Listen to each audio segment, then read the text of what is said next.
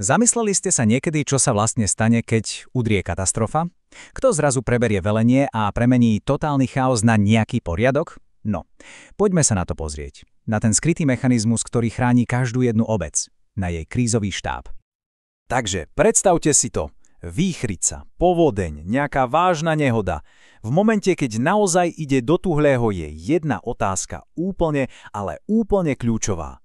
Kto to celé zobere do rúk? Kto zabezpečí, aby sa ten chaos, aby sa zmenil na organizovanú pomoc? Odpoveď je presne to, o čom sa dnes bavíme. Krízový štáb. Hoci o ňom bežne asi nepočujeme, v každej jednej obci takýto špeciálny tím existuje. A pozor, nie sú to tí záchranári v prvej línii. Sú to skôr takí, stratégovia v pozadí. Viete, ich hlavnou úlohou nie je čakať na katastrofu, ale mať pripravený plán. A to dávno predtým, než sa stane to najhoršie. Dobre, takže poďme si to rozobrať pekne po poriadku. Aby sme naozaj pochopili, prečo je krízový štáb taký dôležitý, musíme najprv vedieť, akým hrozbám vlastne čelíme. Čo to vlastne znamená, keď sa povie, že udrela katastrofa? Odborne sa tomu hovorí mimoriadna udalosť, ale v praxi si pod tým môžeme predstaviť skoro čokoľvek. Sú to prírodné katastrofy, jasné ako povodne a výchrice. Ale patria sem aj havárie, ktoré spôsobí človek, či už je to nejaký únik chemikálií alebo veľká dopravná nehoda. A tá pointa je v tom, že ten systém musí byť pripravený reagovať na fakt extrémne širokú škálu hrozieb.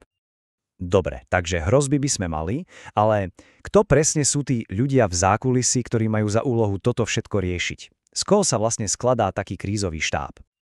Takže oficiálne je to výkonný orgán obce. Čo, áno, znie to dosť úradne a veľa nám to nepovie. Ale kľúčové sú tieto tri slová. Analyzovať, navrhovať a koordinovať.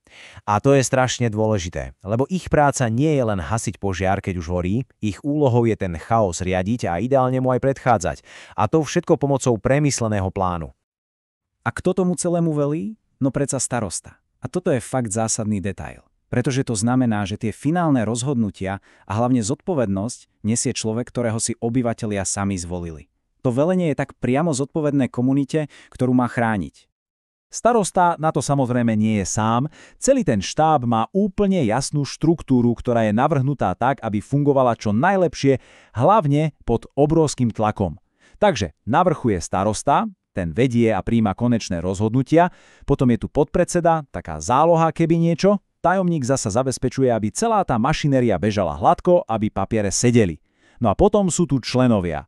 A toto sú tí experti. Hasiči, lekári, technici, proste ľudia, ktorí prinášajú kľúčové znalosti. Aby tie rozhodnutia boli založené na reálnych faktoch a nielen na nejakých dohadoch.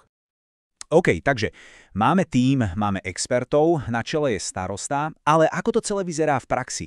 Poďme sa pozrieť na ten presný postup, krok za krokom, čo sa deje, keď sa spustí alarm. A toto je možno ten úplne najdôležitejší bod celého systému. Reakcia na krízu nesmie byť panika a improvizácia. Vôbec. Je to presne stanovený postup, skoro ako nejaký checklist, ktorým sa ide. Každý jeden krok má svoj dôvod a svoje miesto. A to presne preto, aby sa predišlo chybám, ktoré v takejto situácii môžu stať životy. Celý ten proces funguje ako dobre nacvičený stroj, ktorý má 5 fáz. Takže po prvé, vznikne udalosť a starosta dostane prvotnú informáciu. Po druhé, okamžite zvoláva štáb. Po tretie, tím spoločne analyzuje situáciu. Čo sa stalo, aké sú riziká, aký je rozsah. Po štvrté, prichádza tá kľúčová fáza, samotné riadenie záchranných prác. A nakoniec, po piaté, keď je to najhoršie zažehnané, celý proces sa riadene a oficiálne ukončí. A všimnite si tento detail. Ten totiž ukazuje, ako hlboko je ten systém premyslený. Informácie sa neposielajú len tak, náhodne. Odovzdávajú sa v presne stanovených časoch. Ráno do 7 a večer do 7. A prečo je to tak? No, lebo to zaručuje, že úplne všetci, od tej najmenšej obce až po najvyššie miesta, majú vždy aktuálne a hlavne synchronizované informácie. Tým sa zabraňuje dezinformáciám a ešte väčšiemu chaosu.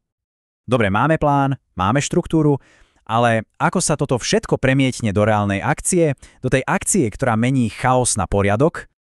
No a presne tu sa všetká tá teória a plánovanie menia na drsnú realitu. Krízový štáb totiž nekoordinuje len jednu vec, koordinuje celú škálu činností naraz. Pozrite sa na to. Vyslobodzovanie ľudí, prvá pomoc, hasenie požiarov, ale aj zabezpečenie jedla, vody a dočasného ubytovania pre ľudí, ktorí museli opustiť svoje domovy. Toto sú tie úplne konkrétne akcie, ktoré v konečnom dôsledku zachraňujú životy. A ten rozdiel je naozaj priepastný.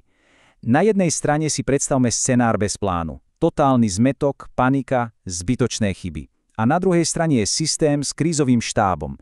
Jasné velenie, rýchla mobilizácia a koordinované nasadenie síl.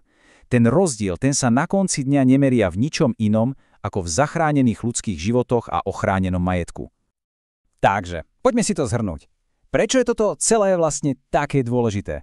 Prečo na tom záleží? Asi najlepšie sa to dá opísať presne takto. Tichý strážca našej komunity. Je to tím, ktorý pracuje v pozadí úplne mimo zraku verejnosti. Väčšinu času ani len netušíme, že existuje. Ale v tom momente, keď sa všetko ostatné rúca, práve ich pripravenosť a ich plánovanie sú na nezaplatenie. A presne toto je ten najdôležitejší odkaz. Tento systém nám všetkým dáva istotu. Istotu, že aj v tých úplne najhorších chvíľach nie sme odkázaní na náhodu. Že existuje plán, že existuje štruktúra a hlavne, že existuje tím, ktorý je pripravený chrániť obyvateľov. A toto nás privádza k takej poslednej myšlienke. Teraz už vieme, že existuje systém, ktorý nás má chrániť. Ale tá skutočná pripravenosť tá začína u každého jedného z nás. Tak schválne, zamysleli ste sa niekedy nad tým, aké sú tie najväčšie riziká práve vo vašom okolí?